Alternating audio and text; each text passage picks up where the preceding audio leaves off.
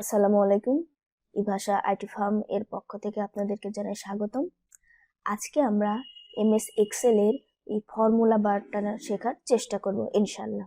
তাহলে চলুন শুরু করা যাক।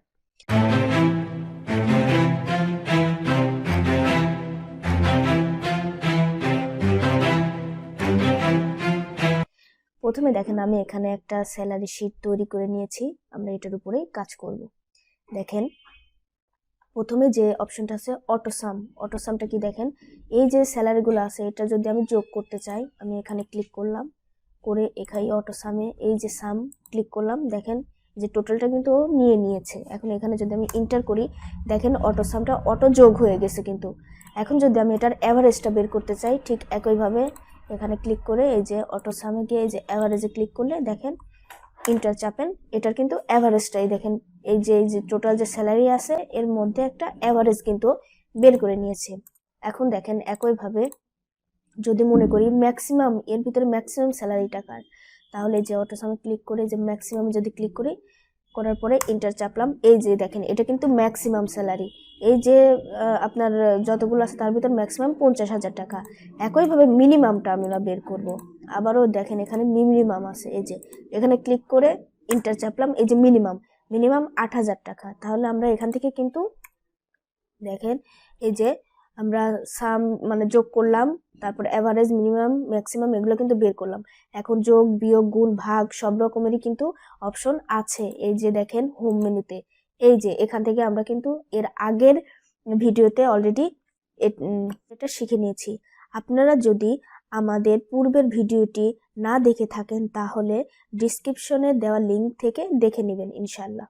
চলুন এখন আমরা এই যে রিসেন্টলি ইউজড, এটা হচ্ছে আপনার রিসেন্টলি যেগুলো আপনি ইউজ করেছেন সেগুলো এখানে শো করবে।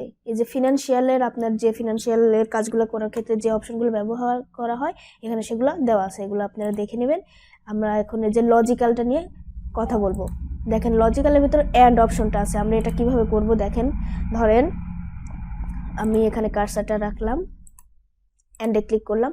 অ্যান্ডটা কি আমি একটু বলে দেই। অ্যান্ডটা হচ্ছে আপনার এই যে আপনার এই যে আমরা এই অঙ্কটা করেছি এর মধ্যে যদি কোনোটা ভিতরে জিরো থাকে তাহলে সেটা ফলস দেখাবে। এই তিনটার ভিতরে যদি সবগুলোই যদি আপনার জিরোর উপরে থাকে তাহলে সেটা ট্রু দেখাবে। আমরা করে দেখাই তাহলে আর একটু ভালো বুঝতে পারবেন। এই যে দেখেন এখানে আমরা যদি এটা নিলাম, নেওয়ার পরে ট্যাব, আমাদের যে কিবোর্ডের ট্যাব আছে এটা আমরা চাপবো, ট্যাব, তারপরে আরেকটা নিলাম, ওই যে এইখানে যে দেখেন এখানে ট্রু কিন্তু লেখা দেখাচ্ছে। আবারও ট্যাব চাপলাম, এই যে দেখেন তিনটায় কিন্তু ট্রু, মানে এখানে ট্রু, এখানে ওকে করলে এই যে এখানে ট্রু দেখাচ্ছে। আবার যদি ধরেন আমি এখানে 55, এখানে দেখেন একটা কিন্তু জিরো আছে, সেক্ষেত্রে কি হয় দেখি আমরা।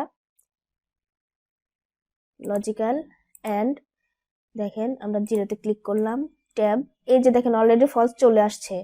তারপর আমরা আরেকটাতে ক্লিক করলাম, ট্যাব, আরেকটাতে ক্লিক করলাম, দেখেন একটা ফলস আর দুইটা ট্রু, সব মিলে কিন্তু ফলস। এখানে আমরা ক্লিক করলে এটা কিন্তু এই দেখেন ফলস বলে দিচ্ছে। তার মানে আপনার জিরোর উপরে যদি সংখ্যা থাকে তাহলে সেটাকে ট্রু ওরা সিলেক্ট করবে, আর তিনটা বা চারটা সংখ্যার মাঝখানে ইয়েতে যদি কোনো একটা সংখ্যা যদি জিরো থাকে কোনো একটা ইয়েতে তাহলে সেটা আপনাকে ফলস করে দেখাবে। এটা কিছু একটা আপনার এরকম যে কোনো একটা রেজাল্ট, আপনাদের রেজাল্ট এটা আছে না যে একটাতে ফেল করলে পুরাটাই ফেল হয়ে যাচ্ছে, আবার কিছুটা এই ক্যাটাগরির আর কি। আচ্ছা এখন আমরা আরেকটা যেটা শিখবো সেটা হচ্ছে লজিক্যালে এই যে দেখেন নটটা কি। নটটা হচ্ছে আপনার এই অপশনের ভিতরে আপনার যদি আমি এখানে ক্লিক করি আপনার ট্রুটাকে ফলস বলবে, ফলসটাকে ট্রু বলবে, এটা হচ্ছে নটের কাজ। দেখেন আমার এটা কি 40, আমি ক্লিক করেছি, এখানে দেখেন ট্রু বলছে কিন্তু রেজাল্ট ফলসে দিচ্ছে। এটা যদি ক্লিক করি এটা রেজাল্টটা কি ফলস দেখাবে। আবার দেখেন যদি আমি নটে যাই, গিয়ে জিরোটাকে ক্লিক করি, এই যে জিরোটা কিন্তু ফলস, এখানে ফলস দেখাচ্ছে কিন্তু রেজাল্টটা দেখেন ট্রু দেখাচ্ছে। এখানে ক্লিক করলে এটা ট্রু, এটাই হচ্ছে নটের কাজ। এখন এর পরে যেটা আছে সেটা হচ্ছে এই যে অরটা কি। অরটা হচ্ছে আপনার এন্ড এর টোটালি মানে বিপরীত। বিপরীত বলতে যেটা আমরা বলতে চাচ্ছি সেটা হচ্ছে আপনার এই যে কলামে আমি যে লেখাগুলো লিখছি এর ভিতরে যদি দুইটা জিরো থাকে এবং একটা যদি আপনার জিরোর উপরে থাকে তাহলে সেটাকে ট্রু বলে নেবে। আর যদি তিনটায় জিরো থাকে তাহলে সেক্ষেত্রে আপনার কি মানে ফলস বলবে। দেখেন আমি দেখাই, যদি এখানে দেখাই, এটা আমি করে নেই তাহলে সুবিধা হবে। এই তিনটায় যদি জিরো হয় আর এখানে দেখেন একটা জিরো দুইটা কিন্তু 55 দেওয়া আছে, দেখি আমাদের কি বলে। যদি অরে ক্লিক করি, এখানে ক্লিক করলাম ট্যাব, এখানে ক্লিক করলাম ট্যাব, এখানে ক্লিক করলাম, এই যে দেখেন এখানে কিন্তু ট্রু দেখাচ্ছে। এই যে একটা ফলস, বাকি দুইটা শুধু এটার জন্য ট্রু দেখাচ্ছে। এখানে যদি আমি ক্লিক করি তাহলে এটা ট্রু দেখবে কারণ দুইটাতে জিরোর উপরে আছে। একইভাবে এখানে দেখেন যদি দেখাই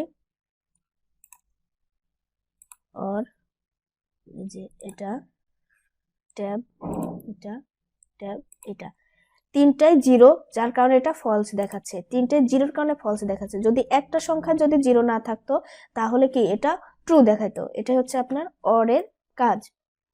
তো বন্ধুরা আজকের মতো এ পর্যন্তই, আমরা পার্ট 2 তে বাকিটা শেখার চেষ্টা করব ইনশাআল্লাহ। আপনারা ভালো থাকবেন। যদি আমার ভিডিওটি ভালো লেগে থাকে তাহলে অবশ্যই লাইক, কমেন্টস এবং শেয়ার করবেন আর আমার জন্য দোয়া করবেন। আসসালামু আলাইকুম।